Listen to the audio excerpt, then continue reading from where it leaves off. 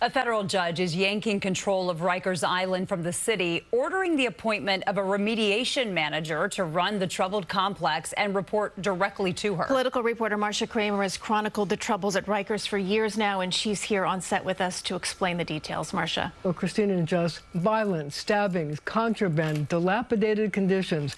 The complaints about the sprawling Rikers complex on Rikers Island has gone on for decades.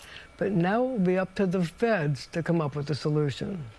I'm going to follow whatever rules she puts in place because she has the authority to do so. Mayor Adams reacting to a decision by federal judge Laura Taylor Swain calling for the appointment of an outside official, someone she called a remediation manager, to take over running the 10 jails on Rikers Island.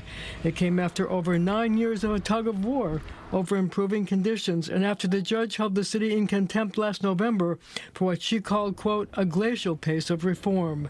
The mayor said he had taken steps to reduce the violence and improve conditions, but insisted he had been hamstrung by the city council and then Mayor Bill de Blasio, who passed a law calling for Rikers to close by 2027.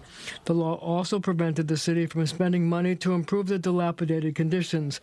A July 2023 report documented dangerous health and safety conditions at the various jails, stomach-turning pictures of dirty toilets, wash basins, sinks, and other personal hygiene facilities. Because of the 2027 law that was passed, we cannot put money into capital improvements on Rikers. So when you look at the women's locker room, it's disgusting.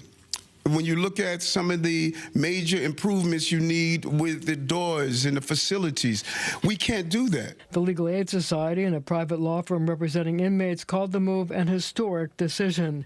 This appointment, they said, marks a critical turning point, an overdue acknowledgement that city leadership has proven unable to protect the safety and constitutional rights of incarcerated individuals. So if the federal judge made a determination that they want to do something else and they don't like what we're doing, it's the federal judge. We're going to follow the rules.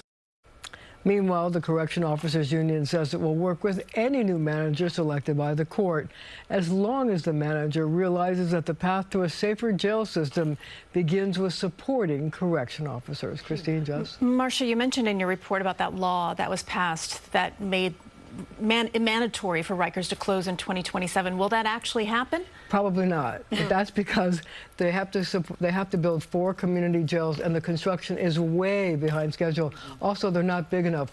Right now, the jails will hold about 4,500 people. There were 7,000 people on Rikers, so I think they're going to have to change that law. Marcia, thank you.